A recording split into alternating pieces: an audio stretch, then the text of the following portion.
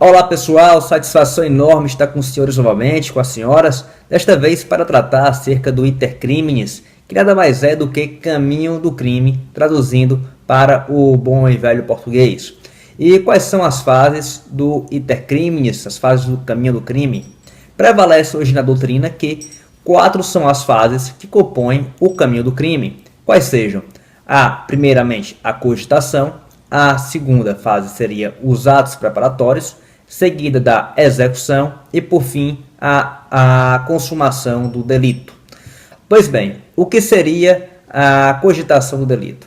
Cogitar nada mais é do que imaginar, do que idealizar uma infração penal. Por exemplo, vamos supor, vou dar aqui um exemplo para os senhores, do começo até o fim deste vídeo, de 2 vizinhos que não se gostam. Isso porque um vizinho gosta bastante de botar o som alto, né, de ouvir o som nas alturas, enquanto o outro prefere uma vida mais pacata e sossegada.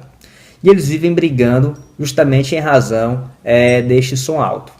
Pois bem, vamos supor que o vizinho está aqui no final de semana, está fazendo o seu churrasco, ele se estende em sua festa, chega o turno da noite, passam das 10 horas e ele continua lá com seu som nas alturas.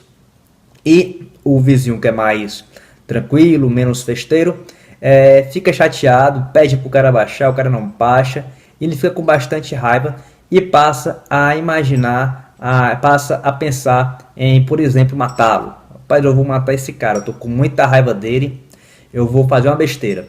Isso é a cogitação. A cogitação, ela é a fase interna do intercrimes e ela não é, em hipótese alguma, punível, ok? Você então pode cogitar a prática de um delito que não será sancionado pelo direito penal.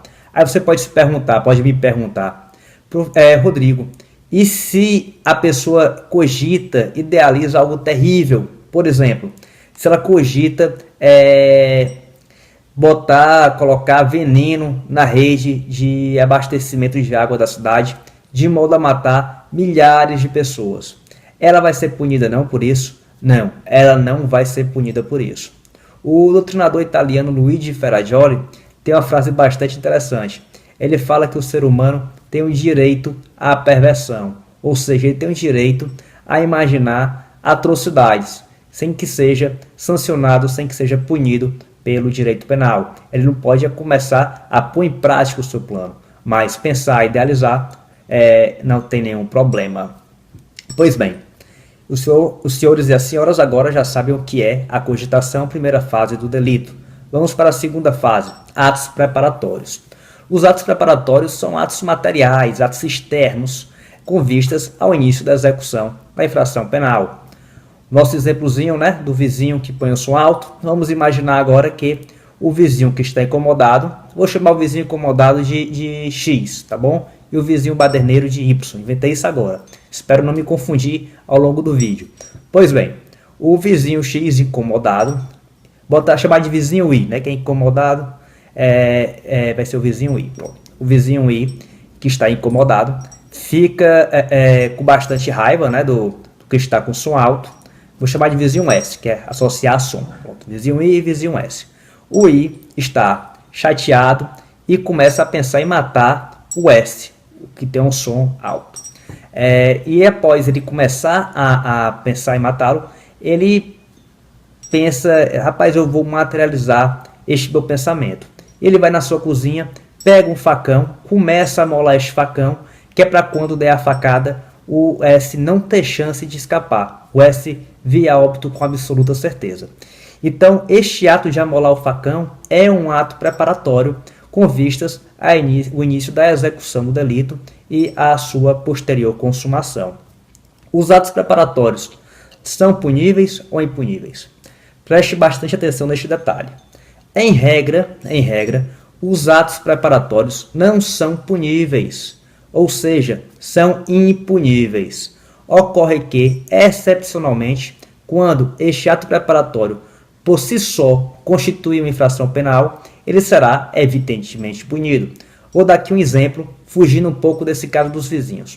Suponha que o sujeito tem um inimigo, né? Muito comum hoje nesse cotidiano em que há brigas por terrenos, por espaços para o tráfico de droga, né? O sujeito, um traficante, tem raiva do outro e deseja matar. Então ele pega, vai no mercado negro e adquire uma arma com numeração raspada, o crime do artigo 16 do Estatuto do Desarmamento. E durante o caminho, enquanto ele vai matar lá outro traficante, a polícia o aborda, faz o famoso baculejo, né? Põe a mão na cabeça, abre as pernas, e lá durante a revista pessoal, os policiais acham esta arma de fogo com numeração raspada com o sujeito que havia planejado matar o seu desafeto. Neste caso, o fato de portar uma arma de fogo de numeração raspada por si só é um crime. O sujeito não vai ser punido porque cogitou matar o traficante, mas vai ser punido porque comprou uma arma de fogo, passando a portá-la. Isso por si só é um crime, tá legal? Então os senhores bem entenderam.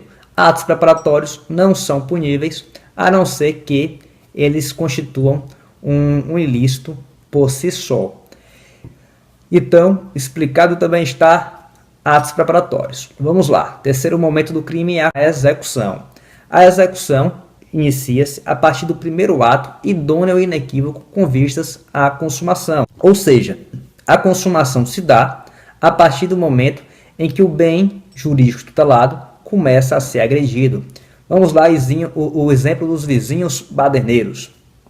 O vizinho I, incomodado, cogita matar o que está com seu auto, amola o seu facão, a sua peixeira, o que quer que seja, ato preparatório, vai até a casa do outro, toca na campainha e quando o sujeito abre a porta, ele vai e desfere uma facada.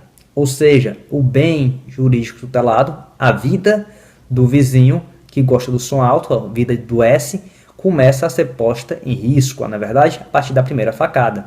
Ou seja, a partir desta facada iniciou-se a execução da infração penal, começou-se a execução do crime previsto no artigo 121 do Código Penal, do crime de homicídio. Pois bem, isto é a execução. E a consumação? O que é a consumação? O artigo 14, inciso 1º do Código Penal, traz a definição do que é a consumação. É uma definição bastante elucidativa. O Código Penal fala que consumação, o crime resta consumado quando nele se reúnem todos os elementos de sua definição legal. Vamos lá, vou ler para os senhores. Vou ler para os senhores o que o Código Penal fala que é crime consumado. Consumado, crime consumado. Diz que consumado quando nele se reúnem todos os elementos de sua definição legal. Isso é o que fala a lei. A gente não pode fugir da literalidade da lei neste momento. Então, isto é um crime consumado. Então, estão explicadas as 4 fases do intercrimes para os senhores e para as senhoras. Agora, por fim, vocês podem me perguntar, e o exaurimento? Cadê o exaurimento? O exaurimento não faz parte do intercrimes? Vamos lá, o que seria o exaurimento? Exaurimento nada mais é do que o fim da potencialidade lesiva do delito. Ou seja, aquela infração penal deixa de produzir efeitos deletérios para a vítima ou para a sociedade. Ela se esgotou. Os efeitos daquela ação penal, daquela infração penal, se esgotaram, tá legal? E o exaurimento não faz parte do intercrimes. O intercrimes foi concluído, o crime resta consumado, não há mais que se falar não há mais em que se discutir a infração penal. O exaurimento é algo que ocorre no momento posterior. E o exaurimento tem algum efeito, alguma implicância legal? Sim. O exaurimento ele vai ser considerado para fins de dosimetria da pena. Vou dar um exemplo para os senhores. O crime de extorsão mediante sequestro. O sujeito, né, tem a sua liberdade tolhida. Vou dar aqui um exemplo. Sequestradores pegam um empresário quando ele sai do trabalho, colocam dentro de um carro e levam para um cativeiro. A partir do momento em que este empresário teve a sua liberdade tolhida, o crime resta consumado, tá ok? O intercrimes está finalizado. Todavia, caso estes sujeitos, esses criminosos, venham a receber a quantia do resgate, aí sim o crime estará, além de consumado, também exaurido. Então espero que os senhores tenham gostado e entendido de todas as nuances explicadas neste vídeo de hoje. No próximo vídeo nós vamos conversar acerca de institutos que podem surgir entre a execução e a consumação. Mais precisamente vamos falar acerca da tentativa, do arrependimento eficaz, da desistência voluntária e, por fim, do crime impossível. Tá ok? Fique com Deus, até o próximo vídeo.